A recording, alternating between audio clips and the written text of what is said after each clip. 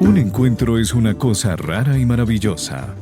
Es pasar la vida del uno al otro mientras pasan la vida del uno al otro. Siéntese en la banca del parque, donde todos cabemos.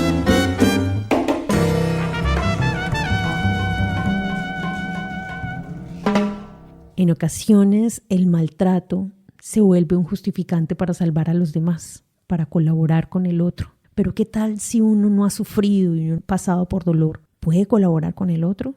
Yo estoy segura de que sí.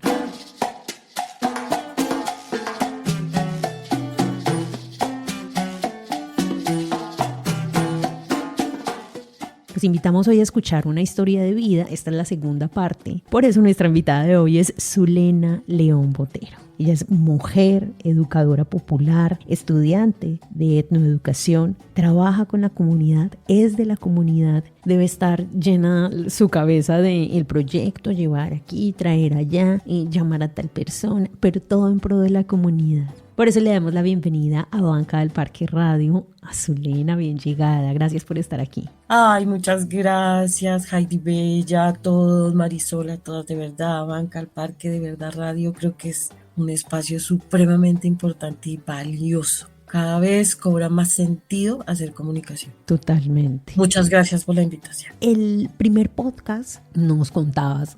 Aprendí muchísimas cosas de mi papá y de mi mamá. Me enseñaron a hacer esto, me enseñaron a hacer lo otro, aprender a vivir en comunidad, a estar tranquilo, a no juzgar al otro, a ser un poco más tranquilo. Llega un momento en tu vida, que es la adolescencia, fluyendo en la vida de otro ser. Te empiezas a dar cuenta también cómo es la sociedad, cómo empieza a juzgar, cómo es el sistema también. Y digámoslo así, escondes un tiempo tu maternidad a tu hijo, pero llega esa reacción y dices, no, ¿cómo así? Tengo que contarle a la gente, yo soy madre, y encuentras un grupo muy chévere que te recoge y te empieza a apoyar en este proceso. Quedas un año sin estudiar y regresas. Tu compa te dice como, bueno, hay que estudiar y vamos a hacerlo. Ahí, ¿qué empieza a pasar, Zule? Ya estabas con 18 años, tenías a tu bebé, ya se asumía una vida distinta a la que probablemente otras personas disponen. ¿Qué pasa con Zule ahí? De pronto, para quienes no han escuchado el primer podcast, les cuento que aparte de todo eso que pasa en el primer podcast, olvidé decir que yo vivía con el papá de mi hijo, con todo eso que estaba pasando. Y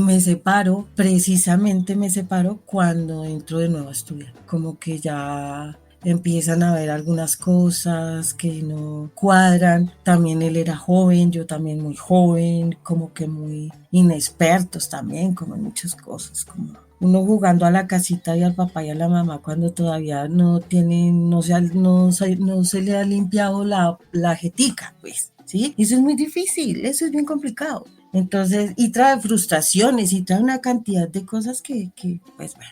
Entonces yo allá a los 18 años, separada, con un hijo, o sea, era un montón de cosas para tener 18 años. Entonces logro como terminar el bachillerato, que eso es algo como, en ese terminar el bachillerato, ahí ya entro de lleno a trabajar. Trabajo como mercaderista, impulsadora mucho tiempo, muchísimo rato. Me voy a vivir sola con mi hijo. Me tocó empezar a hacer ese trabajo de mercaderista y de impulsadora y de vendedora y de todo esto, y para todos esos trabajos te exigían que te peinaras, que te maquillaras, que los no sé qué, que los tacones, que el vestido, que la falda, y no, nunca he sido muy de eso, no mucho, no muy de eso, más bien tirando como a muy tranquila también con el vestir, como con el pelo y como con esas cosas. Entonces empezó una tortura china con eso, que eso duró hartos años, y pues claro, yo tenía un hijo y yo tenía que responder también, ¿no? Y por mí también. Digamos que este tema de ver la ciudad, de ver Bogotá, de ver la capital que se mueve con unas velocidades que no lo deja uno pensar, reaccionar, y mucho menos en este momento de tu vida que de verdad la presión laboral para poder sustentar a alguien en Bogotá, a sustentarse uno mismo es difícil ahora ya con un niño. ¿Sigues viviendo en Bogotá o decides ir a tomar, me contabas fuera de micrófonos, como un respiro, otro espacio? ¿Qué hace que tomes esa decisión? Pues sí, mira que pasaron dos cosas que fueron bastante fuertes, y una es que yo empiezo a visibilizar una Bogotá, incluso el barrio donde había crecido y el barrio donde donde viví, que es Kennedy, luego de Chapinero, empiezo a notar un cambio tan brusco, lo que tiene que ver con la violencia, ¿saben? La violencia está exacerbada en ese momento. O sea, recordemos que ya estamos para el año principios de los 90, que fue una década tan fuerte, que habían bombas, que había 80s y 90s, que fue tan duro. Me acuerdo, el penúltimo año que me quedo en Bogotá, se muere Jaime Garzón.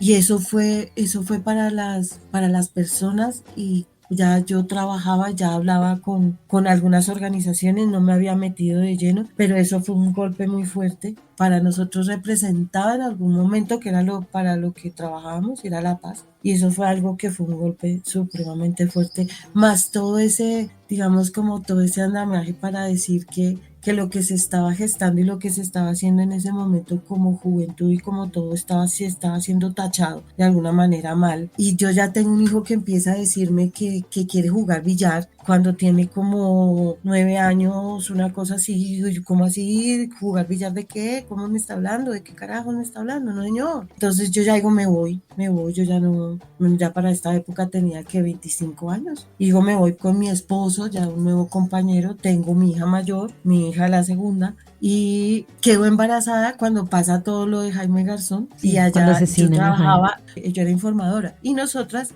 trabajábamos en sótanos del Congreso. Ahí yo trabajaba en los sótanos, y a nosotras nunca nos dijeron lo que había pasado. O sea, sabíamos la noticia, pero no sabíamos que afuera había gente, y empezaron a meterse la policía y todo con gases lacrimógenos, y nos sacaron de allá, nos apuntaron y nos sacaron, pero nosotros nadie nos dijo, y eso que éramos las informadoras, imagínate. Claro. Pero nadie nos dijo que afuera, el día de lo que había pasado con Jaime Garzón, entonces nos sacan, dejamos de ir a trabajar como 3 días, 4 días, y todo eso que estaba sucediendo, un hijo, lo de Jaime, las matanzas, yo ahí ya la cosa se pone un poco más pesada, y yo ya me quiero ir. Y yo decido, junto con mi compañero, mi esposo, ya llego a Zipa, y ella aquí en Zipa, ya como que lo primero que hago en Zipa es reconocer, mi compañero es artista. Entonces llegamos acá a Zipaquirá, lo primero que intentamos hacer fue eso, como una organización, pertenecimos y ayudamos, colaboramos y estuvimos, y también como a conformar una organización de artistas y artesanos acá en Zipaquirá, que fue una cosa bien chévere. Claro, con ese reconocimiento y cosas que ya habíamos conocido con mi esposo de artistas, entonces como que se ayudaron, como que hubo un feeling ahí con Bogotá de intentar hacer cosas. Por ejemplo, acá llegaron los de Pandilla Guerra y Paz, artistas también de circo, de Nemocón, de poetas de Nemocón. Entonces como que se hizo una movida artística bastante interesante, bien interesante acá, secundada por jóvenes también en esa época. Pues yo ya ahí 26, 27 años, 28 años ya tenía, entonces como que ya la cosa pertenecía más a otros jóvenes más chiquitos. Entrega transgeneracional ahí. Sí, una entrega ahí total, ¿no?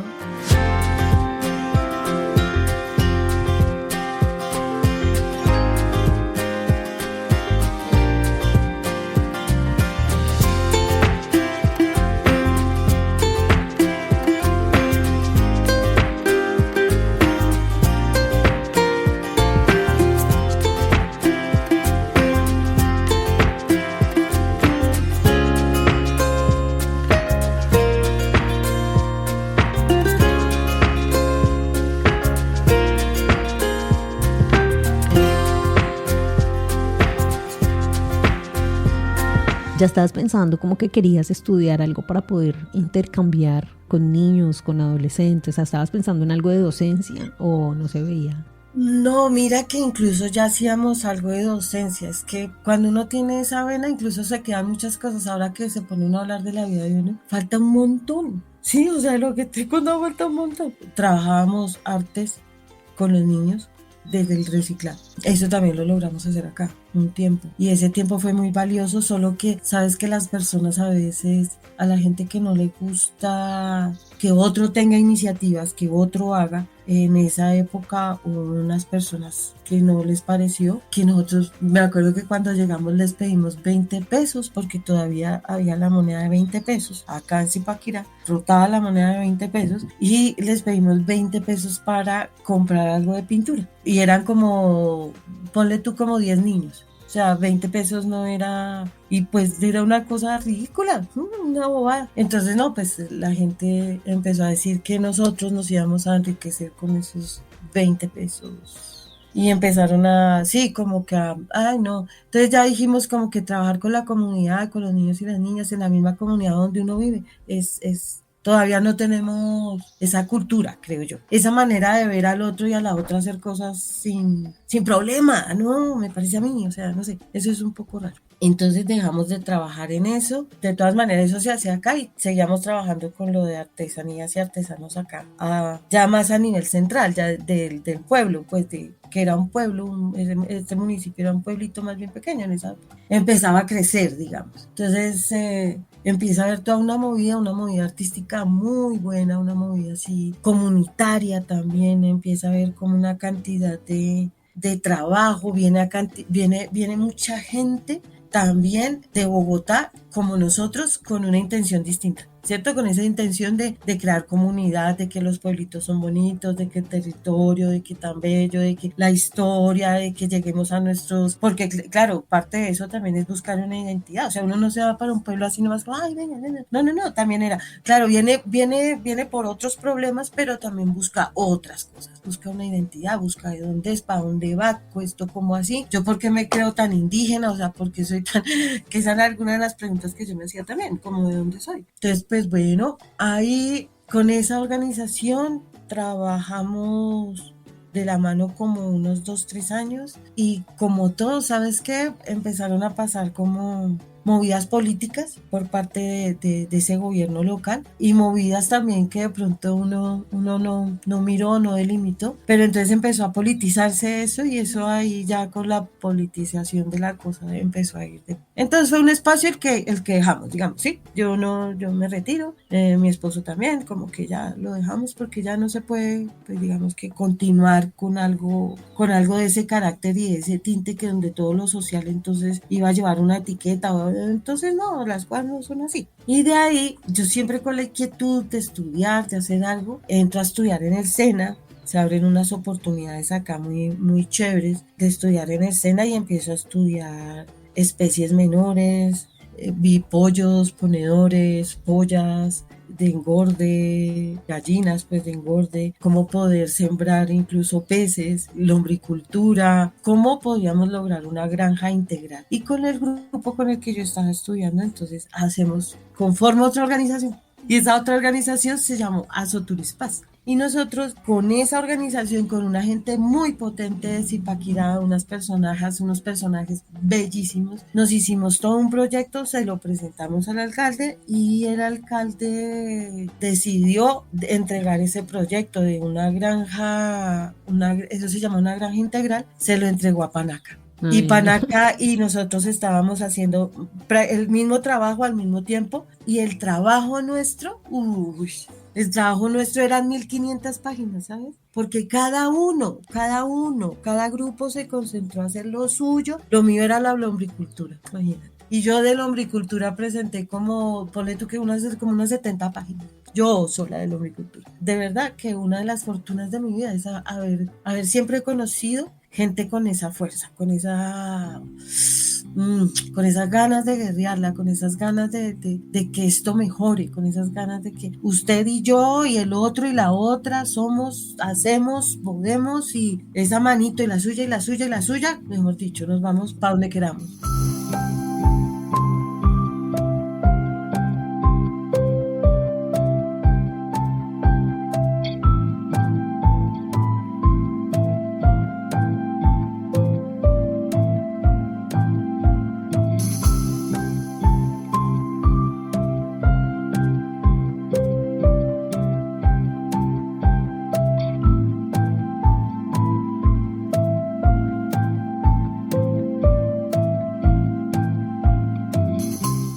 En ese momento, tu familia están viviendo todos juntos, o sea, tu hija, tu hijo, tu esposo. Ya en ese momento, mi hija nace, la menor, nace acá, nace en Zipaquirá, ella es zipaquireña. Es una preciosura, todos tres, una preciosura. Mi hijo, que bueno, también tiene una potencia así grandísima. Desde que llegamos acá a Zipaquirá, él allá en Bogotá ya tocaba guitarra y tocaba muchas cosas, ¿no? Le gustaba la música, cantaba y tocaba guitarra. Llega acá a Zipaquirá y empieza a conformar como al año, los 2 años, porque sigue tocando guitarra, es un chino súper entregado a la música, y empieza a tocar guitarra y conforma un grupo Qué acá. filera. Un grupo y tienen como 12, 13 años y conforman un grupo bellísimo. Empezaron con música andina, luego empiezan como con el pop y luego empiezan con el rock. Y digamos que ese grupo trae transformaciones en él, en nosotros, en todo también, porque fue una movida. Después se dedican al rock, claro. Claro, digo yo como si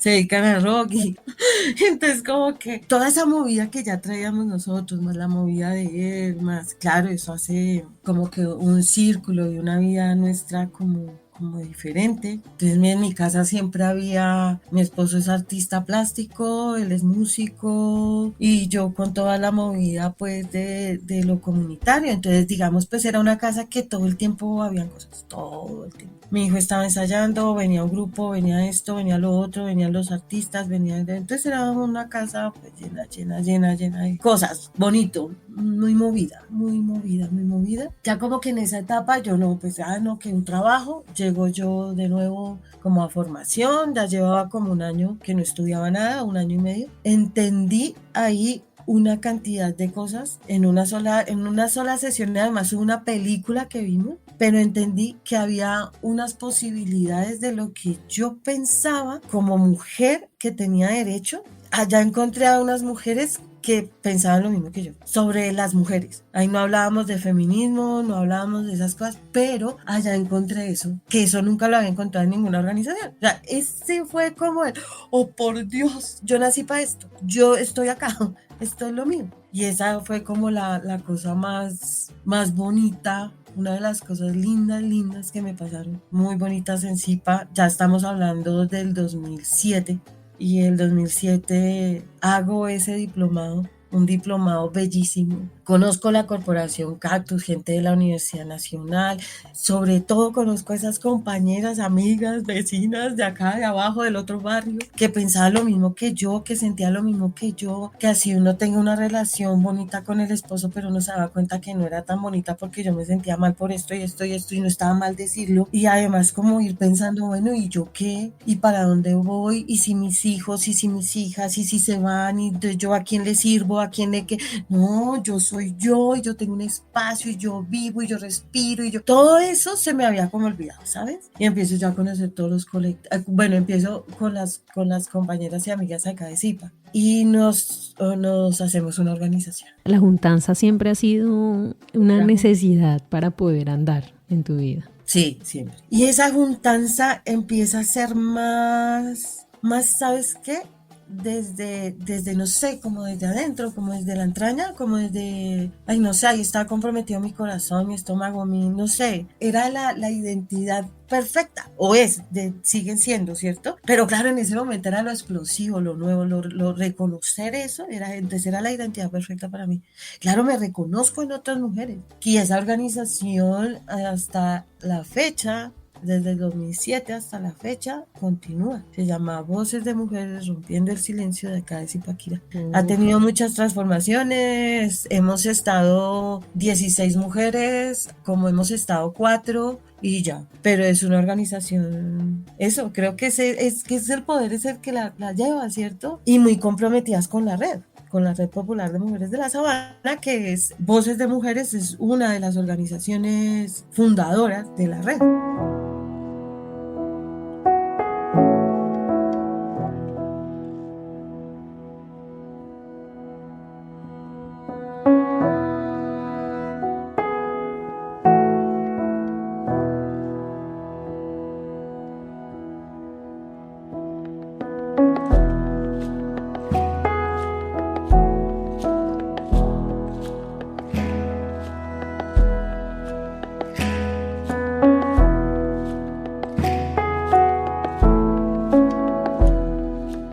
¿Y cómo reciben tus hijos el que seas también una mujer de comunidad? ¿Cómo influye en ellos que tú también estés compartiendo con otras personas, que haya una apertura en casa distinta? Mira que no puedo decir que eso es fácil, no puedo decir que esas son cosas que, así por ejemplo mi hijo, él lo entendía un poco más porque pues tenía un grupo de música y tenemos que andar al mismo compás y eso es más o menos lo que sucede allá también. Entonces entendía, pero para mi esposo y para mis hijas fue un poco complicado, mucho tiempo, porque yo ya por ejemplo decía cosas como, me voy, en el 2007 empecé a ser parte de esa organización y al ser parte de esa organización se abre todo un mundo de posibilidades, entre estas a poder hacer radio, poder escribir, viajar, conociendo otras cosas, intercambios de experiencias, empecé a conocer otros espacios y otra vida. Entonces por ejemplo yo decía, yo dentro de 15 días me voy una semana. Entonces, claro, para todos, pues ya mi hijo era más grande, pero para mis hijas que eran más pequeñas y mis compañeros, sí hubo un momento en que me acuerdo mucho que más adelante ya, cuando entro a trabajar con una ONG, que eso ya es después, en el 2010 fallece mi hijo y en el 2012-13 la corporación Cactus me llama y me dice, hay una posibilidad de trabajo, ¿quieres entrar a trabajar y tal? Yo entro a trabajar y una oportunidad así re preciosa de ser trabajadora comunitaria, una corporación que me abre las puertas sin tener mucha base teórica, académica y tal, sino todo lo vivencial, mi corazón, mi cabeza. Y entonces tienen en cuenta esto y lo tienen en cuenta porque hago parte de la red y la red propone, o sea, todas esas compañeras, amigas con las que empiezo a tejer después del 2010, que crece la red, que nace la red, con esas compañeras de otros municipios, de Facatativá, de Tocancipá, de Madrid, de Funza, de la misma Bogotá, de otras organizaciones. Entonces empezamos a tejer juntas y en el 2012, en una asamblea grande de todas las organizaciones, muchas organizaciones, las chicas me postulan para ser tenida en cuenta por Cactus, que es la organización que finalmente hace posible que todo esto se dé, que se dé voces de mujeres, que se dé la red. Ellos fueron los que trajeron esas formaciones a diferentes municipios y de ahí surgen las organizaciones y las organizaciones nos juntamos en la red y así es como empezamos, pues, como red. Y si no hubiese sido por las organizaciones sociales, si no hubiese sido por voces de mujeres, yo no habría podido, lo que fue mi familia y las organizaciones y todo ese panorama, yo no hubiera podido afrontar la muerte de mi hijo. Creo que una de las mayores, bonitas cosas es eso, haber podido contar. Sí, se puede hablar de bonitas cosas, sí, ahora ya puedo hablar de bonitas cosas, pero fue haber podido contar con un grupo, ¿sabes? Con una gente que muchas veces, porque no era de estar un día, sino a lo largo del tiempo, estar sacándote de la depre o acompañándote o ayudándote o a esto, o pasando la página o mirando cómo, o involucrándote en otras cosas, porque yo duré después de eso, en el 2010, 2011, yo no hice nada. En el 2011, pues mi vida era un caos, estaba re loca, no sabía qué hacer, o sea, una chifladura. Pero mis amigas y esa organización, Voces de Mujeres, mis compañeras, amigas del alma, hicieron muchas cosas re lindas para sacarme de la profunda depresión. Y ahí fue cuando empezaron a delegarme una cantidad de cosas que yo había dejado de asumir, ¿sí? O sea, Voces de Mujeres empieza desde el 2007. Lo que pasa conmigo en el 2010, yo dejo de hacer cosas, o sea, todo lo que pasa con él en el 2011. Y ellas en el 2011 más o menos vienen todas y ya nosotras hacíamos programa de radio desde el 2008. Pero yo como no había participado, o sea, yo dejé eso cerrado, yo no volví, pero ellas insistían en que Zula, en que tal. Y un día me llamaron y me dijeron, Zulena, no hay nadie que asuma el programa de radio, te toca, no sé qué. Pero yo en ese momento era de las que me levantaba, me bañaba y me ponía pijama y otra vez a dormir de la situación y de la como me sentía.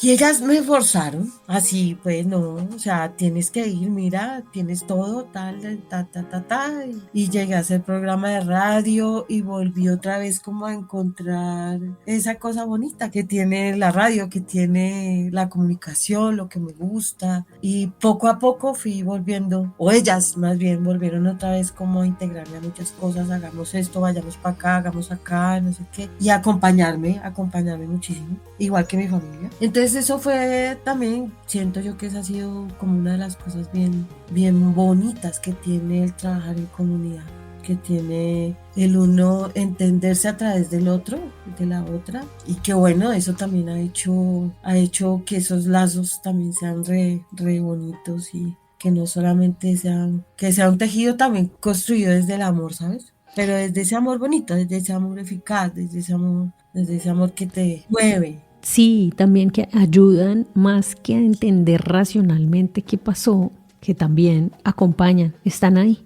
Es importante también detectar eso, es la presencia también transforma estos momentos. Lo siento mucho, Zule, y siento de verdad que al contarnos esta historia también nos muestra esos lados del servicio también, como que uno se empieza a hacer muchas preguntas, pero lo más bello es poder seguir viendo una mujer que sigue dando a los demás, incluso con dolores del corazón, pero se pone de pie y dice, bueno, vamos a hacer porque el otro vale la pena, porque vale el esfuerzo, vale la inversión del tiempo, vale. Entonces yo creo que por eso estas historias aquí en Banca del Parque Radio es necesario contarlas, ¿no? Digamos que no queriéndose aprovechar, por supuesto, del dolor de nadie, pero la importancia de ver cómo a todos nos sucede algo y a otras personas más fuerte que a otras, y se sigue, pero también apoyado por una red, una comunidad. Mira que esa comunidad, y una de las cosas que nos pasó en ese programa de radio al que tenía que, digamos, asistir, al que las chicas me comprometieron así como eso, para promover, ¿no? Promover mi sentido de vida, mi alma, todas lindas de verdad. Entonces me tocó hablar sobre una cosa que estaba pasando, que ya había pasado, pero que el boom sale así impresionante, que son todos los falsos positivos que empezaron esa palabra también, eso me parece tan horrible, falsos positivos, horrible. Así no se debe, no, esas matanzas, porque fueron unas matanzas, eso no es unos falsos positivos. Me tocaba, claro, leer la historia de las madres de Soacha, de una de ellas que ya estaban empezando a encontrar qué era lo que ha pasado con sus hijos, empieza a ser más duro el escándalo, y mira que yo dije, una de las cosas, mi hijo, lo que le pasó acá en mi casa conmigo. Yo no tengo que ir a buscar a nadie debajo de las piedras a saber quién lo mató, quién le hizo, quién lo cogió, quién lo torturó, quién me le hizo eso. No, yo no tengo eso. A mí no me pasó eso. Y entonces lo que tú decías ahorita de que unas personas con un dolor más grande, otras, yo no me imaginaba a esas señoras en ese momento con el dolor que yo tenía ir a buscar quién le hizo eso a sus hijos. No, o sea, no. Y de alguna manera entendí que hay una fortuna dentro de lo que me sucedió, sí, o sea, que es distinto. Y pues ahí ya para mí, más el trabajo con las mujeres, más eso que sucede con ellas, no, pues, no, es una cosa que me deja de verdad azul. Tal vez antes había escuchado de las muertes de esos hijos, pero ese día era lo impactante, era lo que me tenía que pasar para terminar de decidir, oiga, sí señora, sí le pasó, pero hay gente que le pasó peor, y no resarcirse en el dolor del otro, sino, oh por Dios, yo estoy con ustedes, y si hay que buscar al último, pues hay que buscarlo. Claro, no pertenezco a ninguna cosa de organizaciones de búsqueda, de unidad de búsqueda de personas desaparecidas, nada de eso, pero sí hemos logrado, incluso como organizaciones hermanas, ciertas organizaciones de derechos humanos, porque eso somos las mujeres, organizaciones de derechos humanos de las mujeres, promoviendo esos derechos, y es más, tratando de abarcar otros más, porque de eso se tratan los derechos humanos, ¿no? Es una mochila que se va llenando, de esta es la vida, este es el amor, se va llenando, ahora se va llenando, de que no necesitamos que torturen ni traemos hijos a la guerra, no necesitamos que nos los maten, ¿cierto? Es una mochila de derechos que se va llenando, y pues estamos con ellas, o sea, de corazón, como red, como mujer, como amiga, como todo, y pues hemos ayudado en la visibilización también de esas muertes tan, no sé, de esas matanzas tan horribles.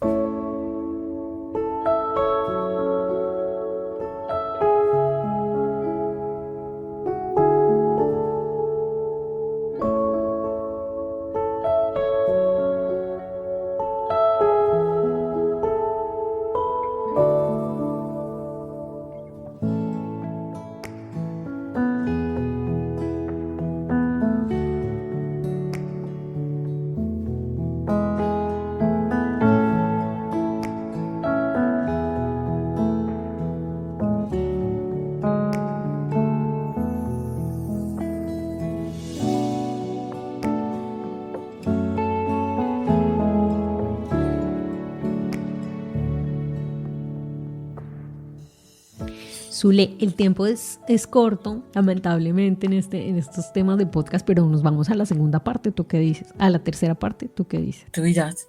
Ah, Sí. bueno. Listo. Entonces, bueno, Zule, a este momento, ¿cuál es la tarea del día de hoy? La empatía, digo yo, la empatía por esa tristeza y ese camino que tienen otros y otras tortuoso, ese camino doloroso, no juzgar esa vida del otro, esa vida y el dolor del otro. Muchas gracias por sentarte en esta banca, Zule, y gracias por compartirnos de tu historia. Gracias a ustedes, muy amables, los amo, les amo mucho. Les agradecemos también por sentarse, ustedes que están al otro lado, a escucharnos, o de pronto van para el trabajo, o de pronto ya están en casa descansando. Les agradecemos y recuerden que hay más podcasts y está también la primera parte de este podcast para que no se lo pierdan. Por favor, no olviden que escuchar la historia de vida de otros le puede transformar a uno la misma. Y bueno, esa tarea que pone Zule hoy de la empatía está buenísima para poder contemplar entonces por qué ha pasado el otro. Un abrazo para ti, Zule, de verdad gracias, y gracias a todos ustedes que nos acompañan. Recuerden escucharnos en vivo y en directo. Ustedes pueden escucharnos las 24/7 cuando entran a la página www.bancadelparque.com. Yo soy Jacdy López, una voz Banca del Parque Radio.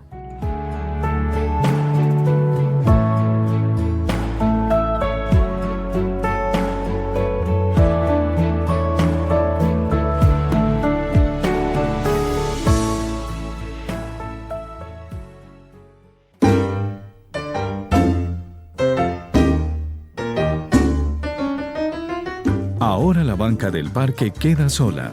Los esperamos para un nuevo encuentro y seguir pasando la vida del uno al otro.